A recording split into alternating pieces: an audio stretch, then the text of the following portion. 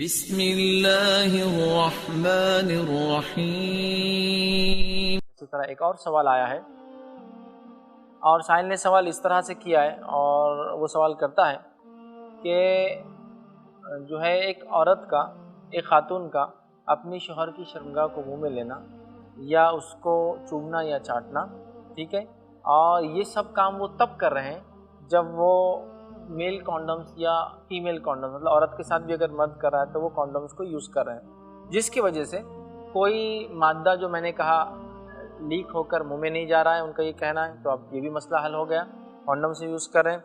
और वो ये कह रहे हैं कि इसके बगैर बीवी भी मुतमईन नहीं है अपने अमल से और शौहर भी मुतमईन नहीं है कि अगर ऐसा ना हो तो उनको मज़ा नहीं आ रहा है, तो इस मामले में क्या करें। तो आइए इसका हम देखते हैं। मैंने इस चीज़ की वजाहत पहले कर दी कि इस तरह से एक दूसरे की जो है शर्मगाह को चूमना ये हराम तो नहीं है, लेकिन उलमा ने कहा एहतियात की जाए बेहतर है। लेकिन अब जिस तरह का सवाल है कि वो जो आप कह रहे थे कि लिक्विड निकलता है तो वो मुंह में ना जाए, तो हम एहतियात ये कर रहे हैं कि कॉन्डम्स को यूज़ कर रहे हैं, जिसकी वजह से मेल और फीमेल दोनों यूज़ कर रहे हैं, तो ये मसला भी हल हो जाता है। लेकिन एक बेसिक क्वेश्चन यहाँ जो अराइज होता है, सवाल वो ये है कि जब कॉन्डम यूज़ कर रहे हैं, कॉन्डम चढ़ा हुआ है, तो फिर उसमें मज़ा और लज्जत कहाँ बाकी रही? वो तो प्लास्टिक मुंह में जा रहा है, लॉजिकल चीज़ नहीं है वो। और जाहिर सी बात है कि जब यूज़ ही कर रहे हैं तो फिर उसकी ज़रूरत क्या है उस अमल की। बहरहाल, लेकिन अब क्योंकि सवाल है तो बहरहाल मैं ये कहूँगा, मैंने पहले इसकी वजाहत कर दी है कि हराम तो नहीं है, एहतियात करना चाहिए, एहतियात करना इस मामले में ज़्यादा बेहतर है। लेकिन हराम नहीं है तो लिहाजा अगर कोई खातून अपने शौहर की शर्मगाह मुँह में लेना चाहती है या कोई शौहर जो है अपनी खातून, अपनी बीवी की जो है शर्मगाह को ज़बान लगाना चाहता है, तो एहतियाती पहलू उलमा ने कहा ज़रूरी है। लेकिन बहरहाल हुर्मत नहीं है कि हम हराम बहरहाल इसको नहीं कह सकते हैं जो है। तो बहरहाल ये इस मसले का बहरहाल हल है। जी भाई, अस्सलाम वालेकुम। हमारा नाम मोहम्मद अजहरुद्दीन है, स्टूडेंट। हमारा सवाल ये है कि आप जो ये शहवत पे काबू रखें, कभी आदाब मुबाशरत, इस तरह से जो मज़ामीन रख रहे हैं, इसमें आपका कहना है तो कि लेडीज़ को अलग से बुलाना क्या, और इसमें जो बच्चे आ रहे हैं फिर उसका क्या, और उसके अलावा फिर आपने इसमें आपकी वजाहत की थी कि लेडीज़ को अलग से बुलाना क्या। फिर जिसने पूछा कि किताबों की शक्ल में नहीं हो सकती क्या, तो उसमें आपने ये कहा था कि किताबों की शक्ल में हलाल को हराम भी बताया गया है, तो क्या प्रोग्राम सिर्फ यही एक इस्लामी हो रहा है क्या? यानी कि आप जो शहवत से मुताल्लिक़ रिश्ते कर रहे हैं, तो अगर लेडीज़ का मसला है तो आप उसको लेडीज़ में स्पेशल भी रख सकते हैं इसको, यानी खुलेआम इस तरह से आप जो रखने वाले आइंदा मतलब इसकी एहतियात कर सकते हैं या फिर किस तरह से। और एक दफ़ा आपका एक वीडियो ये भी भाई इस पे जब शुरू हुआ था ये स्पीच, तभी फैज़ भाई ने बहुत उम्दा अंदाज में इसका वजाहत कर दी थी कि ज़रूरी क्यों है। एक मिनट, आपने सवाल ही नहीं, आपका अलग बात चल रही है, तो मैं आपको थोड़ा सा रोकना चाहूँगा, इसलिए कि वक्त बहुत हो गया, बाकी लोग भी हैं। इसकी वजाहत बार बार फैज़ भाई ने दी है और इससे पहले की भी जो उन्वानात का आपने जिक्र किया है उसके शुरू में भी इसकी वजाहत की गई थी कि ये उन्वान क्यों ज़रूरी है और क्यों बोला जा रहा है। मैं आपको रोकना चाहूँगा, कोई भाई अगर सवाल हो तो अपना सवाल रखें, आपका सवाल होगा तो सवाल रख दीजिए। जी, आपका सवाल रख दीजिए। जी, क्या आपने जो लास्ट में 10th पॉइंट पर जो बताया कि एक शब्द आपने यूज़ किया कि पोर्नोग्राफी, तो अब जिसको नहीं मालूम भी है वो भी जाकर देख रहा है, तो इससे बढ़ रहा है या फिर कम हो रहा है, ये भी है? ठीक, मैं शेख से कहूँगा कि आपकी बात का जवाब।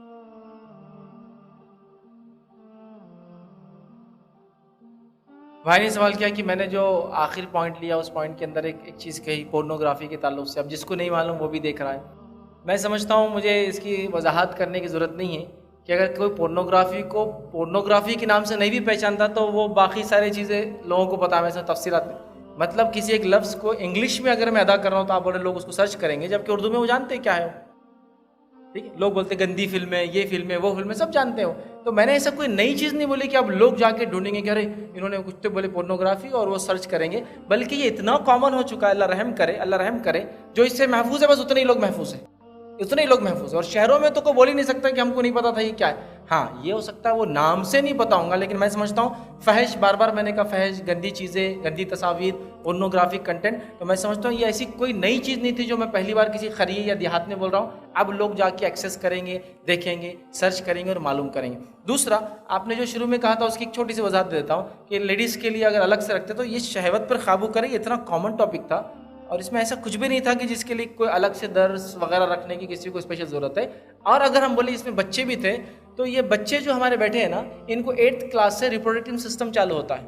रिप्रोडक्टिव सिस्टम जो मैंने जो बोला वो तो कुछ भी नहीं है, टीचर पूरा अमलन मश्क करके तस्वीर बनाकर सब चीज़ एक्सप्लेन करता है, तब तो हम उसको एजुकेशन का पार्ट मानते, कभी नहीं बोलते कि ये फाहिश है।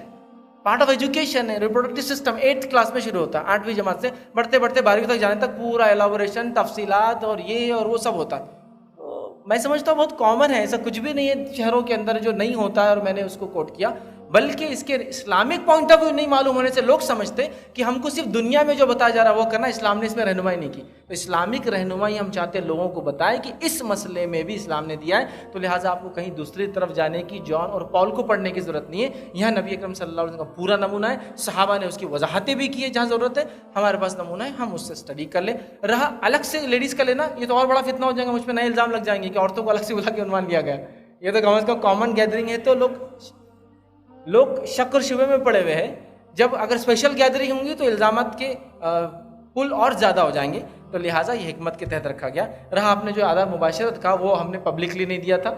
लेक्चर पब्लिकली किसी को सुनना है तो वो सुन सकता है, क्योंकि इंटरनेट एक ओपन मार्केट है जहाँ जिसको जो चाहिए वो आदमी वो देख रहा है। जो अपनी इस्लाह के लिए ये देखना चाहता है उसके लिए वो इल्म है, और वहाँ 1 to 1 लोग देख रहे हैं। जो अपनी इस्लाह नहीं चाहता, कुछ और काम कर रहा है, बहरहाल वो भी कर रहा है, उसमें कोई वो नहीं है। तो वो तो बहरहाल एक स्पेशल इंडोर प्रोग्राम था, तो उसमें ऐसा कुछ भी हमने नहीं किया।